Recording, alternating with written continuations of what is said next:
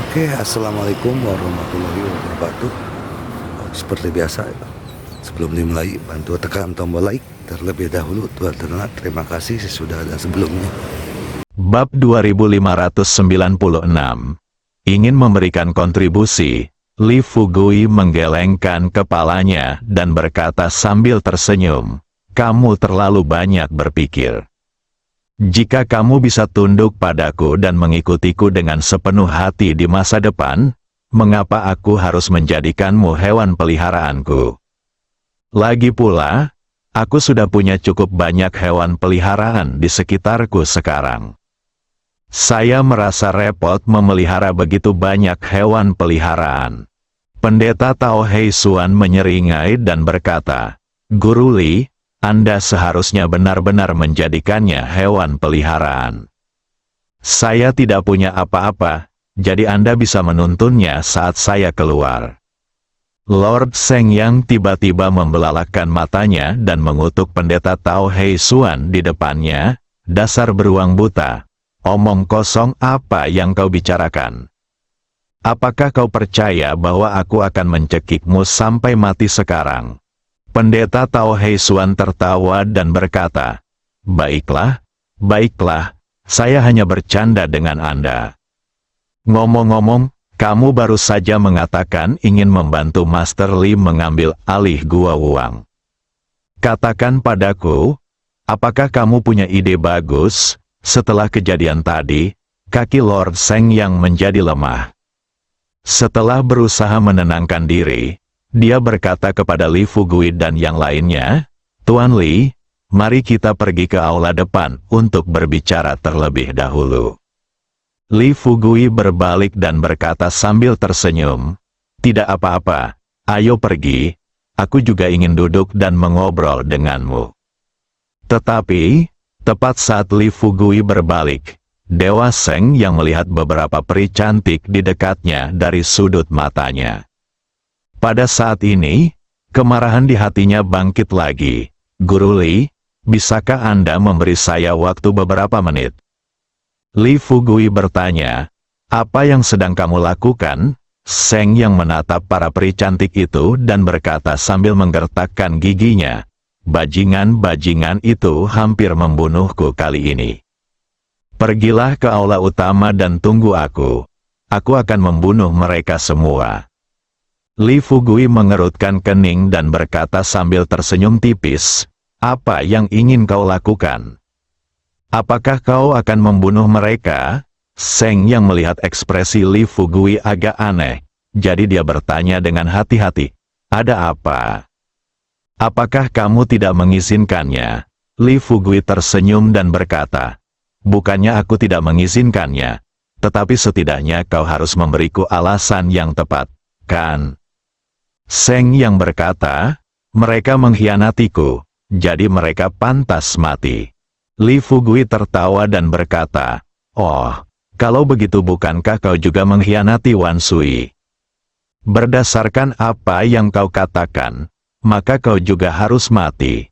Seng yang panik dan menggelengkan kepalanya dengan tergesa-gesa, "Tidak, tidak, aku aku tidak bermaksud begitu.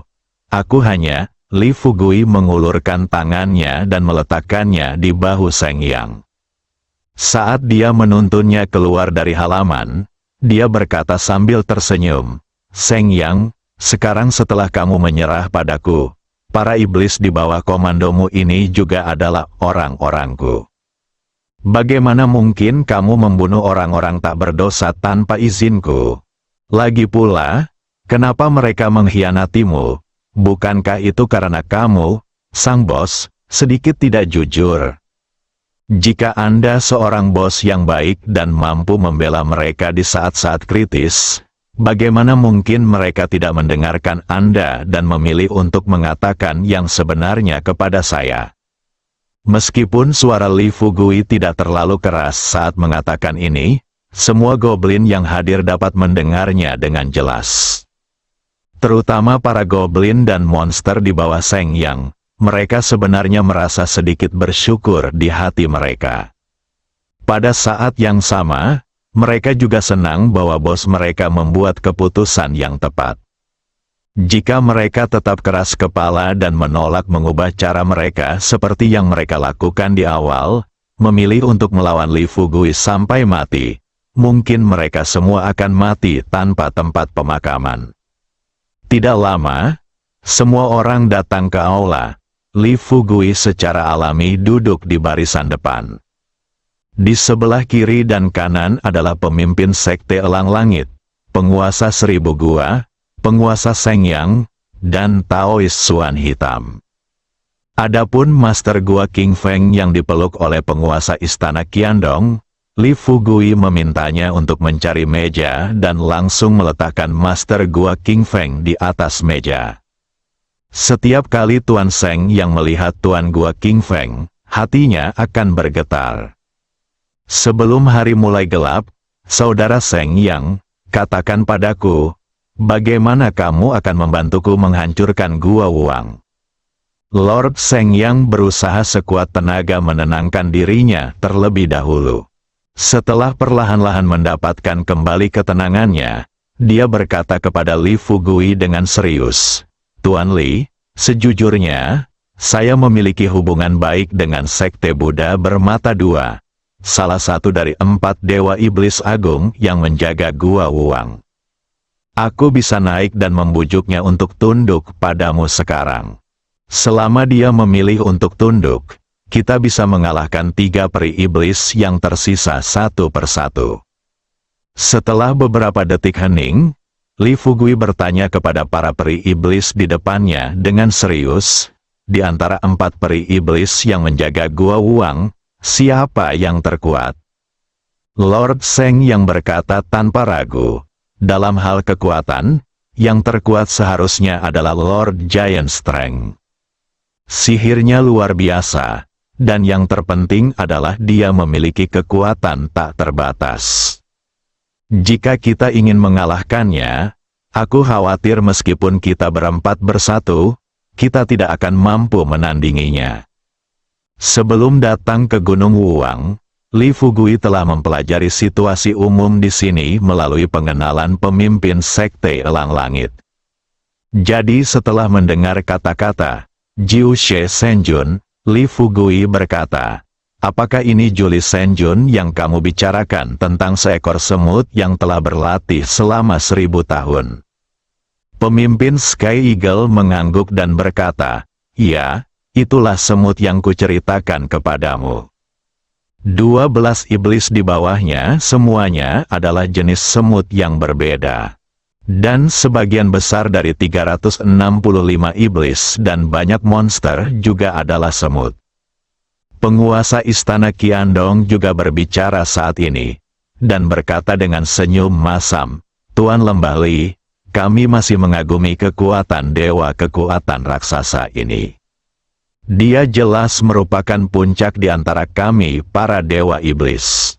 Setelah hening sejenak, Li Fugui berkata kepada Tuan Seng yang di depannya dengan serius, Seng Yang, karena kamu berencana untuk membantuku mengambil alih Gua Wuang dan baru saja mengatakan ingin pergi dan membujuk Sekte Buddha Bermata Dua untuk menyerah, aku dapat memberimu waktu 1 malam.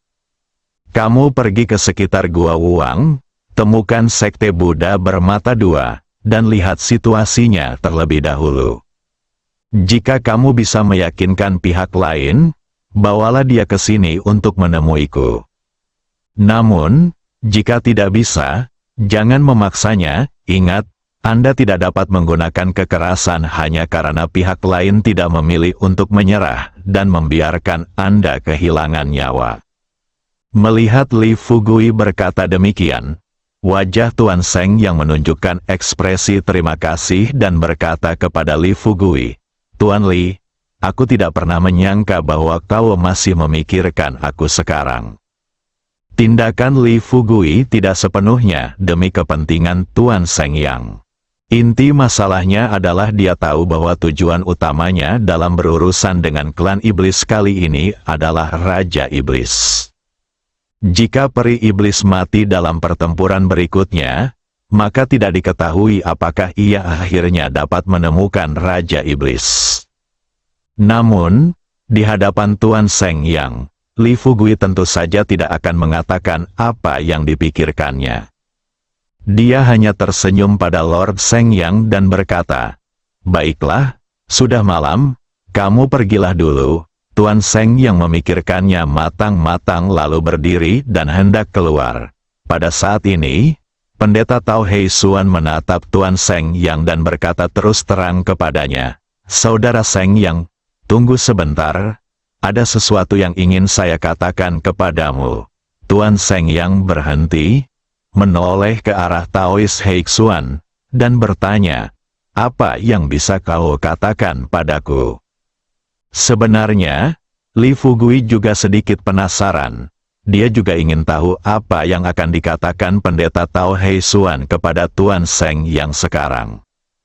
Di bawah pengawasan beberapa peri iblis dan Li Fugui, Hei Suan perlahan berdiri dan menghampiri Tuan Seng Yang.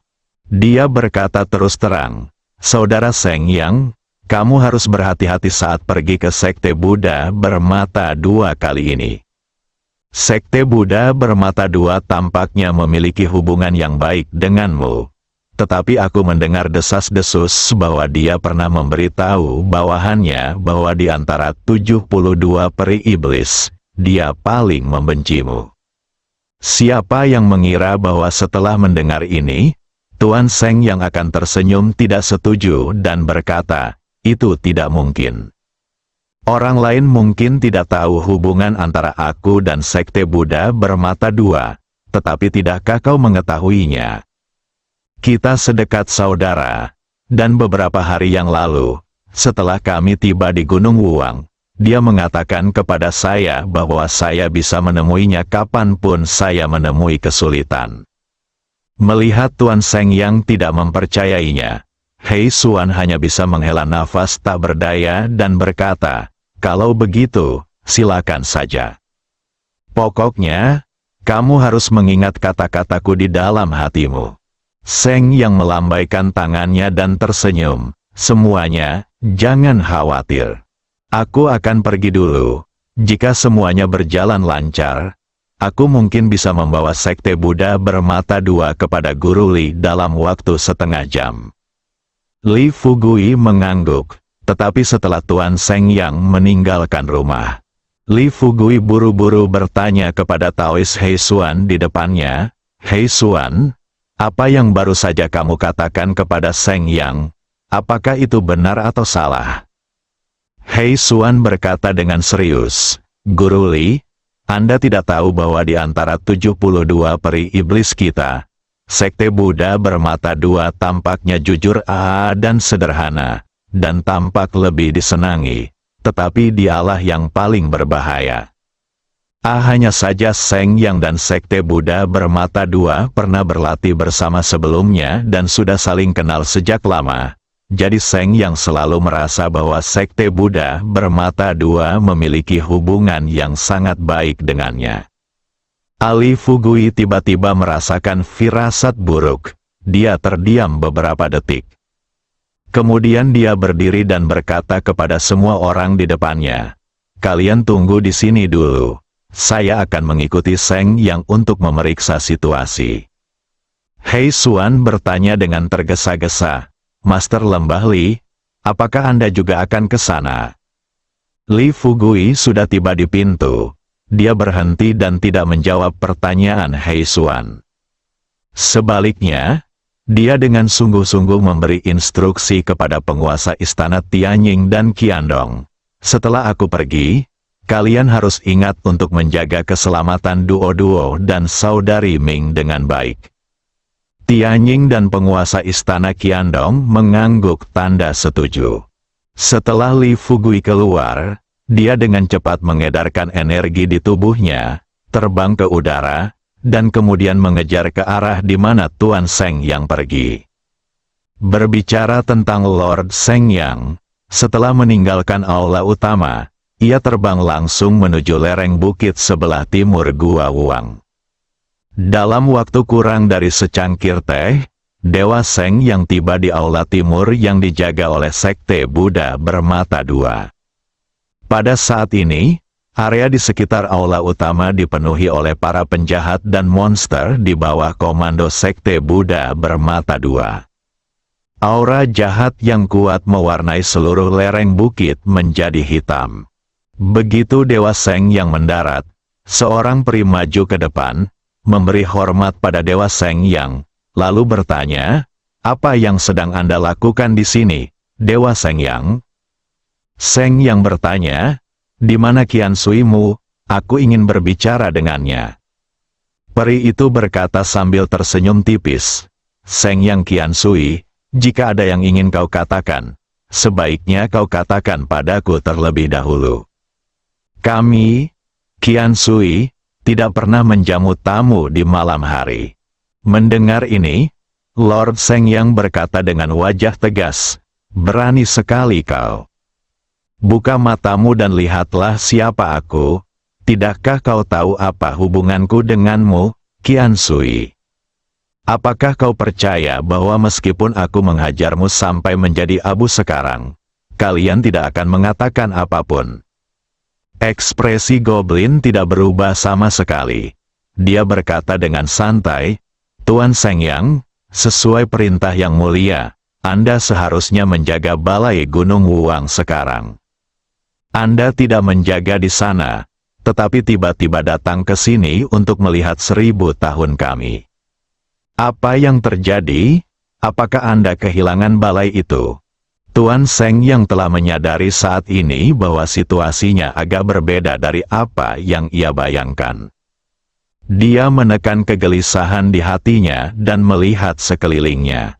Dia melihat semua setan dan monster di bawah sekte Buddha bermata dua ada di sana. Jika dia melawan mereka dalam situasi seperti itu, dia pasti tidak akan mendapat keuntungan apapun. Memikirkan hal ini, Lord Seng Yang menarik napas dalam-dalam dan menenangkan dirinya semampunya. Dia lalu berkata kepada Goblin yang sedang berbicara, "Karena Anda, tuanku, tidak menerima tamu sekarang, saya akan kembali terlebih dahulu." Setelah mengatakan ini, Tuan Seng Yang berbalik dan hendak pergi. Tanpa diduga, pada saat ini, tawa sederhana dan jujur tiba-tiba terdengar dari udara. "Saudara Seng Yang, karena kamu ingin menemuiku, bagaimana mungkin kamu pergi sekarang tanpa menemuiku?" Sambil berbicara, tiba-tiba, kepala panda besar muncul di langit. Namun mata panda seperti dua lentera merah, yang membuat orang merasa takut.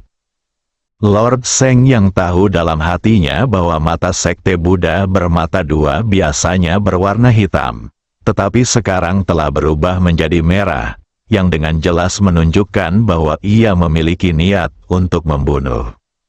Ia pertama-tama menaikkan kewaspadaannya, lalu berkata kepada Buddha bermata dua di udara, "Saudara Buddha bermata dua, silakan turun dulu.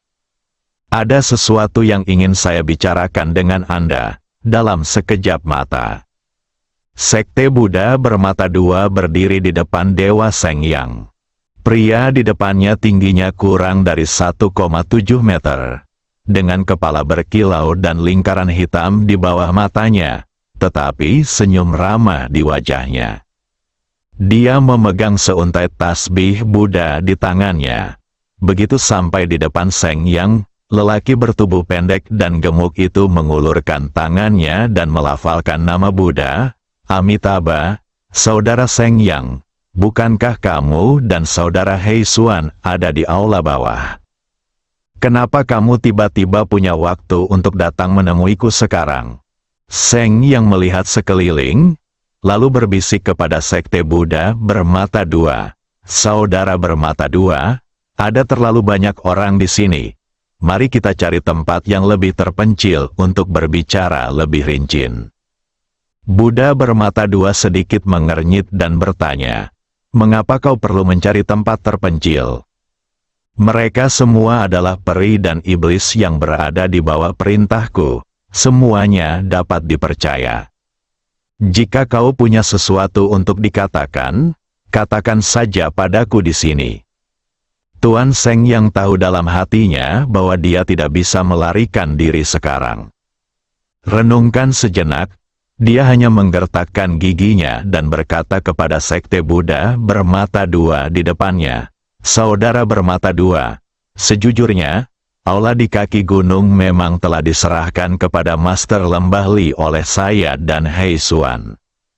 Sang Buddha bermata dua tiba-tiba mendekat ke arah Dewa Seng yang menatap tepat ke matanya. Setelah beberapa detik terdiam, dia bertanya dengan keras, "Apa yang kau katakan? Apakah aula di kaki gunung telah jatuh ke tangan Li Fugui?" Tuan Seng yang mengangguk dan berkata, "Ya, benar."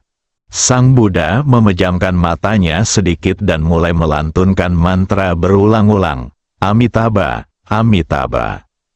Lord Seng yang melanjutkan, "Kali ini aku datang kepadamu untuk membujukmu agar tunduk kepada Master Lembah Li bersamaku. Kau dan aku memiliki hubungan yang baik, dan aku tidak ingin melihatmu menjadi hewan peliharaan Master Lembah Li." Sebelum Dewa Seng yang dapat menyelesaikan kata-katanya berikutnya, kepala Buddha bermata dua itu tiba-tiba kembali ke wujud aslinya, menjadi kepala panda, dan tangannya pun berubah menjadi cakar panda, yang langsung mencengkeram leher Seng Yang. Bersambung.